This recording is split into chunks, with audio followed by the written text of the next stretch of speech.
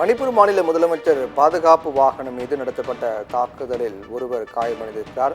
முதலமைச்சருடைய பாதுகாப்பு வாகனம் மீது இந்த தாக்குதல் நடத்தப்பட்டிருக்கிறது. அதில் ஒருவர் காயமடைந்திருக்கிறார்.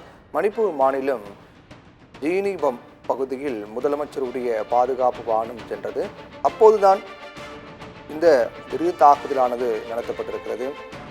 முதலமைச்சர் பைரோன் சிங் செல்வதாக நினைத்து அவரது பாதுகாப்பு வாகனம் மீது இந்த தாக்குதல் நடத்தப்பட்டிருக்கிறது. இதில் ஒருவர் படுகாயமடைந்திருக்கிறார். இது குறித்து தீவிரமாக விசாரிக்கப்பட்டு வருகிறது. குகி போராட்ட குழுவினர் தாக்குதல் நடத்தியதாக முதற்கட்ட விசாரணையில் தகவல் வெளியாக இருக்கிறது. மணிப்பூரை பொறுத்தவரையில் அங்கு குகி மற்றும் மெய்தி இன மக்களுக்கிடையே தொடர்ந்து பல ஆண்டுகளாக மோதல் போக்கு நீடித்து வருகிறது. அதன் ஒரு பகுதியாக அதனுடைய விளைவாக இந்த மோதல் போக்கு முற்றுநிலையில் அங்கு மிக கொடுமையான சம்பவங்கள், பெண்களுக்கு எதிரான சம்பவங்கள் நடைபெற்றது வீடியோவாக வெளியாகி நாடு முழுவதும் மிகப்பெரிய அதிர்ச்சி ஏற்படுத்தியது. அதைத் தொடர்ந்து அங்கு பாதுகாப்பு நடவடிக்கைகள் மேற்கொள்ளப்பட்டு வன்முறை சம்பவங்கள் கட்டுப்படுத்தப்பட்டன. இருந்தாலும் தொடர்ந்து அங்கு வன்முறை சம்பவம் தற்போது வரையும் பல இடங்களில் நடைபெற்று வருவதாக கூறப்படுகிறது. இந்நிலையில்தான் மணிப்பூர்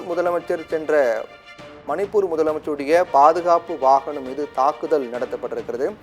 இந்த தாக்குதலில் ஒருவர் காயமடைந்திருக்கிறார்.